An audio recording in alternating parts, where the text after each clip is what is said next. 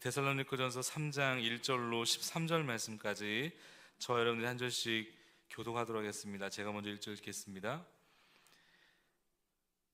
이러므로 우리가 참다 못하여 우리만 아덴에 머물기를 좋게 생각하고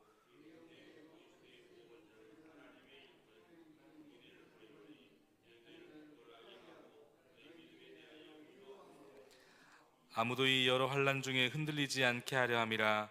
우리가 이것을 위하여 세움받은 줄을 너희가 친히 알리라.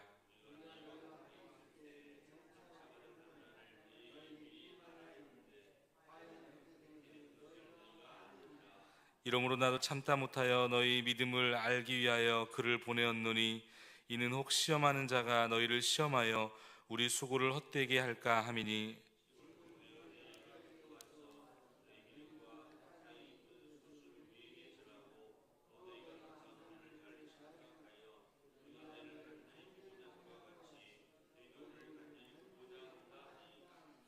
이러므로 형제들아, 우리가 모든 궁핍과 환난 가운데서 너희 믿음으로 말미암아 너희에게 위로를 받았노라. 우리가 우리 하나님 앞에서 너희로 말미암아 모든 기쁨으로 기뻐하니 너희를 위하여 능히 어떠한 감사로 하나님께 보답할까.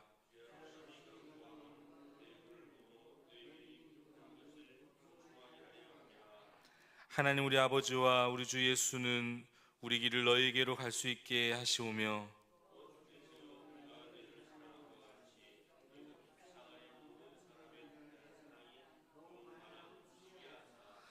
다 같이 너희 마음을 굳건하게 하시고 우리 주 예수께서 그의 모든 성도와 함께 강림하실 때에 하나님 우리 아버지 앞에서 거룩함에 흠이 없게 하시기를 원하노라.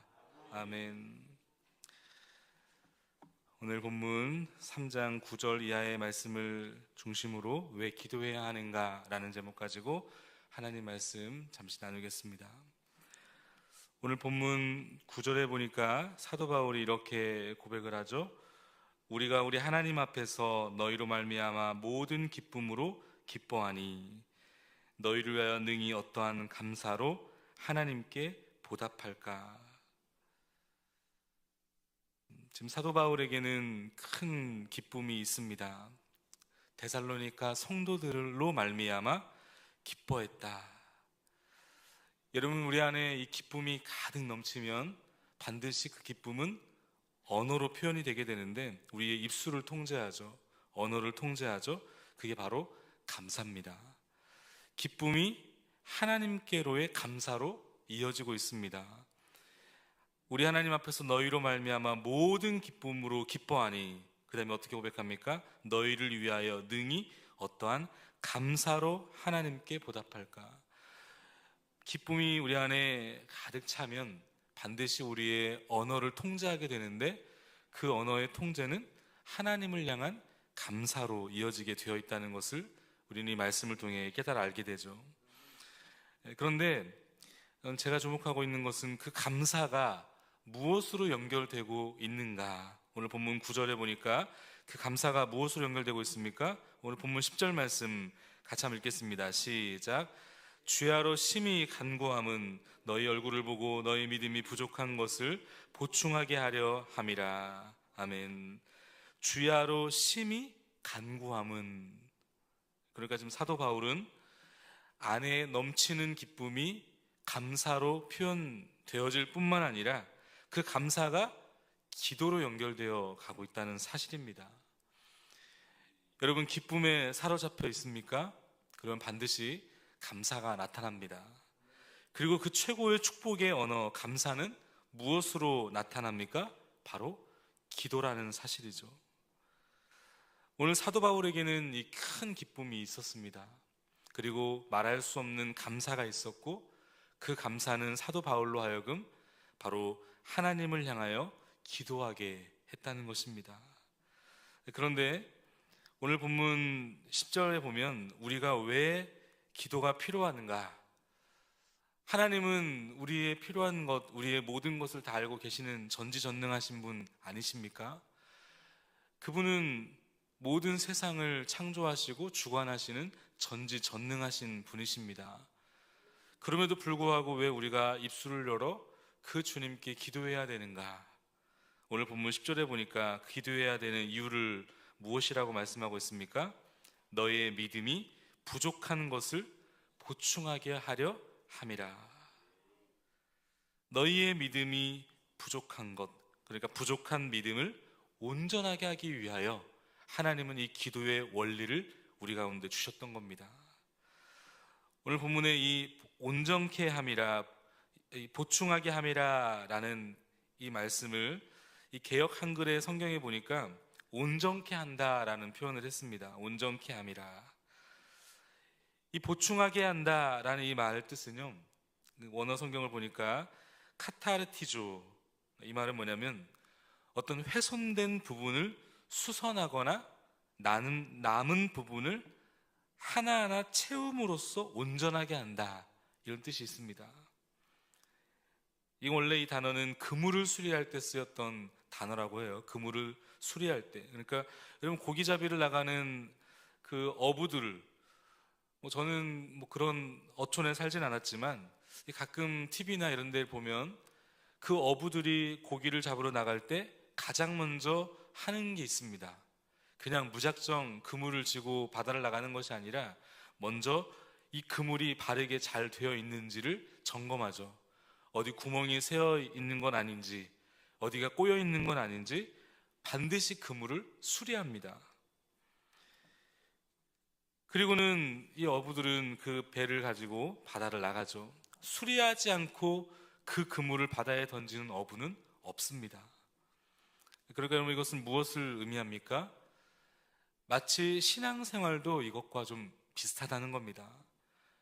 여러분, 언제나 한결같은 신앙을 유지하는 사람은 드뭅니다. 신앙에는 항상 기복이 좀 있습니다.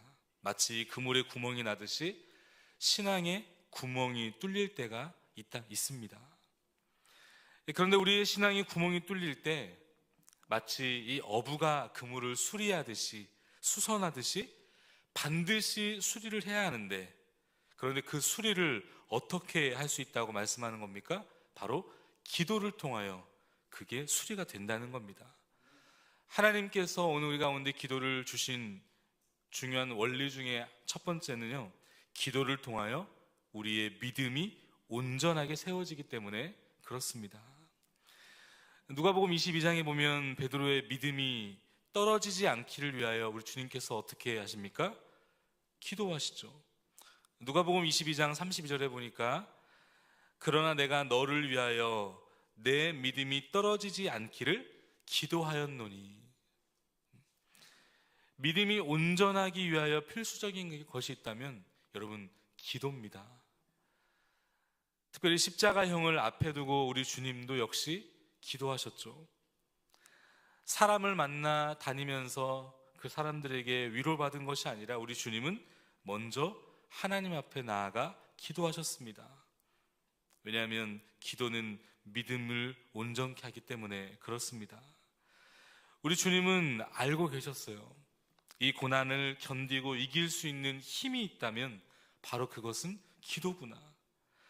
자신의 뜻을 굽히고 하나님의 뜻을 행할 수 있는 그 힘은 본능이 아니라 바로 이 기도라고 하는 사실을 알고 계셨기 때문에 우리 주님은 기도했던 것입니다. 기도 없는 성장과 성숙, 그런 것은 없습니다.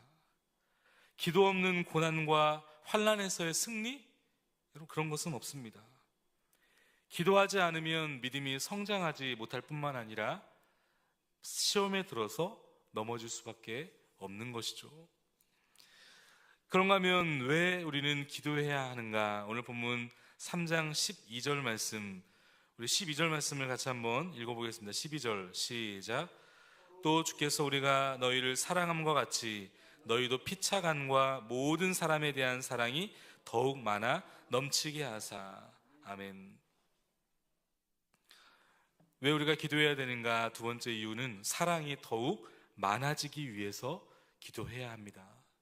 사랑이 더욱 많아지기 위해서. 이 데살로니가 성도들은 고난 가운데서도 이기적이지 않았습니다. 그들은 서로를 향한 사랑의 수고가 있었죠.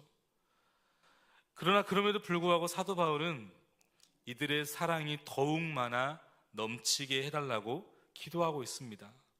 너희도 피차간과 모든 사람에 대한 사랑이 더욱 많아 넘치게 하사 기도하고 있죠. 여러분, 왜 사도 바울은 사랑의 수고가 있었던 데살로니가 성도들을 향하여서 그럼에도 불구하고 너희 안에 사랑이 더욱 많아지기를 간절히 원한다 라고 그는 기도했을까요? 이것은 무엇을 말씀하고 있는 겁니까? 사랑이라고 하는 것은 끝이 없다는 거예요. 사랑이라고 하는 것은 이만큼 채워졌다고 해서 거기서 머물 수가 없는 것입니다. 사랑은 계속해서 차고 넘쳐야 된다는 겁니다. 이게 근데 여러분 쉽지가 않습니다. 우리는 기본적으로 본능대로 살고자 하는 욕구가 크죠.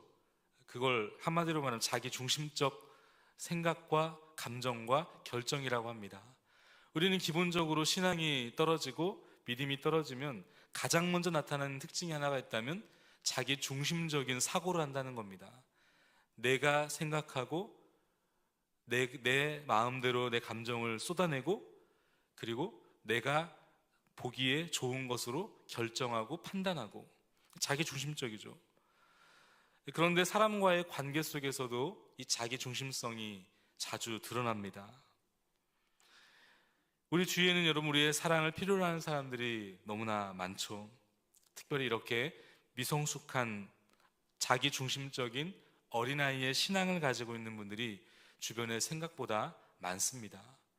또 이렇게 몸된 교회를 함께 섬기다 보면 또 어떤 사역과 어떤 공동체에 뜻하지 않은 이런 관계의 어려움이 찾아오게 됩니다.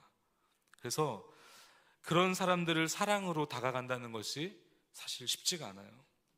게다가 이 자기 중심적인 사고를 가지고 있는 감정을 가지고 있는 분들의 특징은 자기도 모르게 주변의 사람들을 상처를 많이 줍니다. 또한 말도 안 되는 말도 많이 하시고 행동도 하죠. 그걸 통해서 상처를 주죠. 때로는 그 일들을 경험하면 어떻습니까? 억울하기도 하죠. 왜 나만 이렇게 양보해야 되나? 화도 나기도 하고 속상할 때가 한두 번이 아닐 겁니다. 사랑하려고 해도 마음대로 되지 않죠. 여러분, 그래서 사도 바울은 어떻게 한다고 말씀하는 겁니까? 그러기에 나는 기도한다는 거예요. 왜냐하면 이 기도는 우리로 하여금 사랑을 더욱 커지게 하시기 때문에 그렇습니다. 여러분, 흔히 사랑은 감정적인 거라고 생각을 합니다. 물론 감정적인 일부분이 있습니다. 그런데 꼭 그렇지만은 않아요. 사랑은 때로는 의지적인 결단이며 때로는 그것이 기도를 통해서 가능하다라는 사실을 오늘 이 말씀을 통하여 깨달아 알게 됩니다. 지금 데살로니가 교회의 성도들은 고난에 처해 있습니다. 혼자만 생각해도 사실은 정말 견디기 힘든 형편이었을 텐데, 그런데 그들은 지금 사랑으로 뭉쳐 있어요. 사도 바울은 그들의 사랑의 수고를 칭찬하고 있습니다. 그러나 그 사랑이 계속해서 풍성하기 위해서 반드시 필요한 것이 있다면 그것은 바로 기도다. 여러분, 교회는 잘 아시다시피 건물이 아닙니다. 동광교회라고 했을 때 이 교회라고 하는 사실 본질적인 의미는 이 교회 건물을 의미하는 것이 아니죠. 교회는 예수 그리스도를 나의 주님으로 고백하는 사람들의 모임이 교회입니다. 이 주님의 몸에 한 분 한 분이 다 접붙임을 받고 함께 이루어 간다는 거죠. 그러면 여러분, 이 교회라고 하는 곳은 혼자서는 신앙생활을 절대 할 수가 없습니다. 그렇죠. 어떤 분들은 무교회주의, 그래서 이 코로나 이후에 생겨난, 그전에도 물론 그런 개념들이 있었지만 이 코로나 이후에 이 잘못된 생각을 가지고 있는 분들을 얘기를 들어보면 난 교회 굳이 가고 싶지 않다. 나 혼자서도 신앙생활을 할 수 있다. 그래서 영상으로만 예배를 드리시는 이 소위 무교회주의를 추구하는 분들이 많아졌다고 합니다. 성경적으로 바르지는 않아요. 왜냐하면 교회라고 하는 곳은 혼자서 신앙생활하는 것이 아니기 때문에 그렇습니다. 예수님을 머리로 하여 각 지체들이 접분집화되어 한 몸을 이루고 있는, 언제나 공동체 속에서 신앙이 이루어져야 됩니다. 왜냐하면 이 공동체의 원리를 통해 하나님 나라의 원리를 배우기 때문에 그렇습니다. 혼자서는 그래서 신앙이 자라나지 않습니다. 본당 주일 예배 이렇게 저 뒤에 기둥 뒤에서 숨어서 예배 드리시고 혼자서 신앙생활 하시는 분들도 생각보다 많죠. 큰 교회에 가보면 더 그런 분들이 많이 계십니다. 그런 분들 보면요, 은혜는 많이 받으세요. 그런데 신앙의 성장과 성숙은 별로 일어나지 않습니다. 왜 그러냐면 신앙과 성장의 성숙은 공동체 안에서 일어나기 때문에 그렇습니다. 왜 목장 안에서 갈등이 있는지 아십니까? 성장과 성숙을 위해 있는 거예요. 반드시 갈등은 그래서 있어야 됩니다. 없으면 아직 친해지지 않는 겁니다. 그래서 여러분, 목장 그 소그룹 그 원리를 보면 아시죠? 처음에 서로가 좀 잘 안 친해지는 그런 시기가 있잖아요. 그래서 친밀해지는 시간들이 있죠. 처음에 친해지는 시간들. 그러다가 몇 개월쯤 지나면 서로 친해지면 어떻게 되죠? 예수님이라고 하는 공통점을 통해 모이긴 했지만 그 사람의 약점이 보이잖아요. 그것들이 계속 부딪히죠. 갈등기입니다. 갈등기의 기간이 있어요. 소그룹의 원리를 보면 반드시 그래서 갈등이 있습니다. 그런데 건강한 소그룹은 그 갈등기를 지나서 어떻게 합니까? 그것을 봉합하는 시간이 필요하죠. 함께 기도하고 그 문제를 놓고 함께 기도하고 함께 나누고 말씀 안에서 서로를 돌아보면서 성장하고 성숙되어져 가는 시간들이 있습니다. 그 시간이 지나고 나면 어떻게 되죠? 폭발적으로 공동체가 성장합니다. 이게 이 소그룹 원리 있어요. 이 네 단계의 원리가 있는데 이 네 단계의 원리 중에 하나가 갈등기입니다. 근데 여러분, 이 공동체라고 하는 것은 그래서 혼자 신앙생활하는 것이 아닙니다. 하나님이 주신 원리예요. 언제나 함께 공동체 안에서 하죠. 그런가 하면 또 한 가지는 공동체 안에서 함께 신앙생활한다는 것은 주변의 다른 지체들을 돌아본다는 의미도 있습니다. 나홀로의 신앙을 지키는 것도 중요하지만 더 나아가서 맡겨진 내게 주신 사명, 주변의 영혼들을 함께 돌아보며 그들의 성장과 성숙을 위하여 함께 기도하며 함께 훈련해 나가는 것, 그게 여러분 교회의 중요한 원리라는 겁니다. 그래서 여러분, 빌립보서 2장 4절에 보면 각각 자기 일을 돌볼 뿐 아니라 또한 각각 다른 사람들의 일을 돌보아 나의 기쁨을 충만하게 하라 말씀하셨던 겁니다. 각각 자기의 일을 돌볼 뿐만 아니라 어떻게 하라고 말씀합니까? 각각 다른 사람들의 일을 돌봐라. 서로의 신앙이죠. 근데 여러분, 어떻게 서로를 돌아볼 수 있습니까? 기도를 통해 돌아보게 된다는 겁니다. 기도는 오늘 우리로 하여금 다른 사람들을 사랑하며 섬길 수 있게 하는 힘입니다. 기도하지 않고서는 이것이 불가능하기 때문에 그렇습니다. 오늘 사도 바울은 이 중요한 원리를 알고 있었기에 오늘 데살로니가 성도들을 향하여 이렇게 기도했던 겁니다. 주야로 심히 간구함은 너희 얼굴을 보고 너희 믿음이 부족한 것을 보충하게 하려 함이라. 기도를 통하여 우리의 믿음이 더욱더 든든해집니다. 기도를 통하여 우리는 그리스도의 사랑을 더욱 넘치고 풍성하게 흘려보낼 수가 있습니다. 오늘도 내게 주신 귀한 지체들, 우리 사랑하는 몸된 교회의 우리 귀한 영혼들 뿐만 아니라 또 우리 주변의 이웃들, 우리 모든 하나님의 사람들, 그 영혼들을 위하여 함께 기도로 그 사랑을 점점 더 흘려보내는 저와 여러분 될 수 있기를 주님의 이름으로 축복합니다. 우리 주신 말씀 붙들면서 함께 기도하기를 원하고, 우리 몸된 교회의 우리 귀한 다음 세대들, 특별히 여름 사역들이 계속 진행되고 또 있습니다. 우리 청소년부 수련회가 이제 오늘 마치고 돌아오게 될 텐데, 우리 안전한 복귀와 또 믿음의 귀한 세대들이 이 여름 사역을 통하여서 더욱더 예수 그리스도를 붙들고 생명이 그 예수 그리스도부터 흘러남을 깨달아 알게 하셔서 예수님을 인격적으로 만날 뿐만 아니라 예수 안에서 꿈과 비전을 찾는 우리 귀한 우리 아이들 될 수 있도록 위해서 기도해 주시고, 계속해서 진행되어지는 우리 청년부 수련회와 또 우리 선교를 위해서도 기도해 주시면 감사하겠습니다. 또 암으로 투병하고 계시는 분들을 위해서 기도해 주시고, 우리 휴식 중에 계시는 담임 목사님과 가정을 위해서 또 우리 몸된 교회 곳곳에 우리 귀한 지체들과 우리 장로님들과 또 우리 귀한 중직자분들을 위해서도 기도해 주시면 감사하겠습니다. 우리 간절한 마음을 담아서 우리 주님의 이름 한번 크게 부르짖고 기도하며 나가겠습니다. 주여